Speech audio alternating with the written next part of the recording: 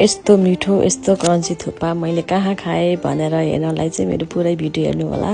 So hi guys, welcome back to my mini vlog. Location चाहिँ ट्याक्कै भाउनचोकबाट सिधै माथि 0 पोइन्ट जाने बाटोमा जाने अनि त्यसपछि साई मार्ग आउँछ अथवा अटोवाला दाईलाई लोकेसन सोध्दै जाने। हामीले त्यसरी गएको थियौँ अनि हामी चाहिँ पनि पुग्यौँ। अनि आज कति धेरै भिड कहाँदेखि आउनुहुँदो रहेछ। अनि हामीले चाहिँ अर्डर गरेर चाहिँ हामी चाहिँ वेटिङमा बसिरहेको थियौँ। अनि सबैभन्दा ठुलो कुरा चाहिँ हामीले चाहिँ बिहानको खाना पनि नखै थुप्पै खाएर पेट भर्ने भएर हामी चाहिँ आएको थियौँ।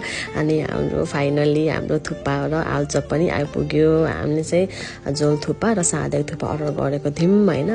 अनि हामीले चाहिँ दाईलाई चाहिँ यहाँको ढुङ्ग्री पनि लोकल ढुङ्ग्री पनि मगायौँ थुक्पासँग मिक्स गरेर खाने भएर। यहाँ सबैजना त्यसरी खानु हुँदो रहेछ। हामी चाहिँ यहाँ थाहा पायौँ, त्यही भएर हामीले पनि त्यसै गरी खाएको, एकदमै मिठो भयो। अनि सुरुमा चाहिँ मैले चाहिँ सादेको थुक्पा ट्राई गरेँ, यस्तो बवाल थियो गाइज होइन, यस्तो बवाल थियो।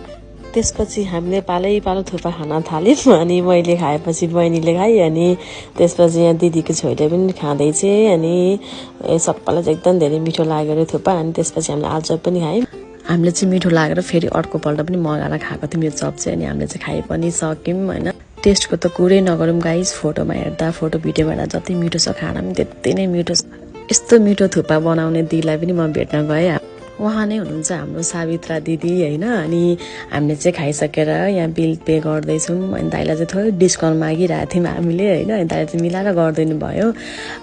हामी फेरि आउँछौँ नि भन्दै त्यहाँबाट हामी निस्क्यौँ। अनि thanks for watching my video, by.